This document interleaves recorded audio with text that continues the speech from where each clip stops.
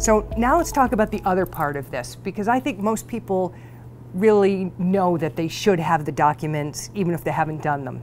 But I'm not sure people really understand the value of the conversation. So Chris, talk to us about what the research found around the conversations that people need to have. What did you see? Yes, you know, we wanted to explore how open people were with sharing their estate plans or their intentions with their family or their heirs.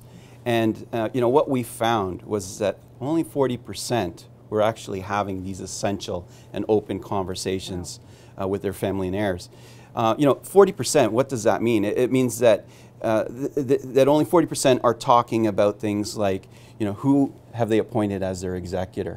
Where's the location of these important legal documents, right?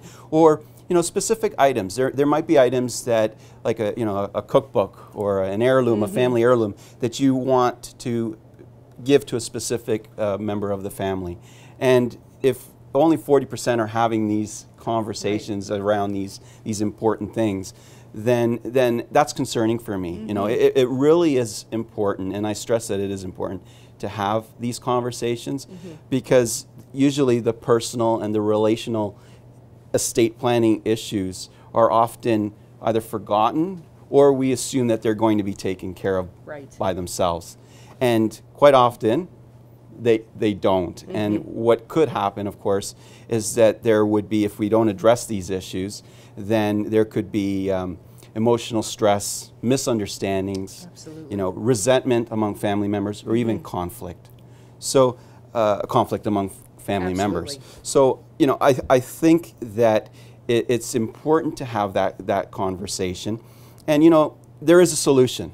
You know, first and foremost, you want to have a plan. A little planning goes a long way, but obviously, you know, some open conversation will help in regards to leaving your family with order, clarity, and harmony with your estate plans.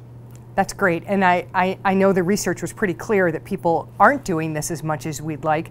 But again, I want to come back to you, Lydia, because working with families, you, I'm sure, are encouraging families all the time to have these conversations. And what are some of the issues that you're seeing around this? I find most of the time families are doing their estate planning in isolation, and it's a difficult conversation for them to often have with their children. So the risk of not having the conversation that I've seen is there's a lot of conflict after one parent passes away, because there wasn't that open communication about how the estate is going to be divided. And often there's disappointment among beneficiaries as well.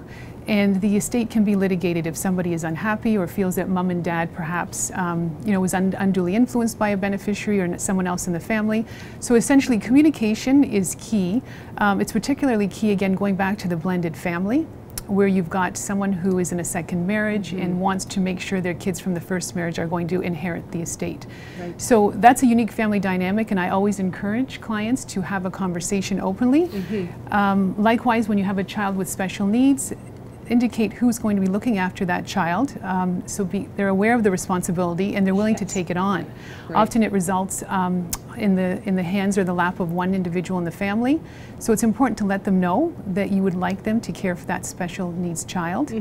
So again, communication is key with unique family dynamics, and those are just a few examples that I can share with you.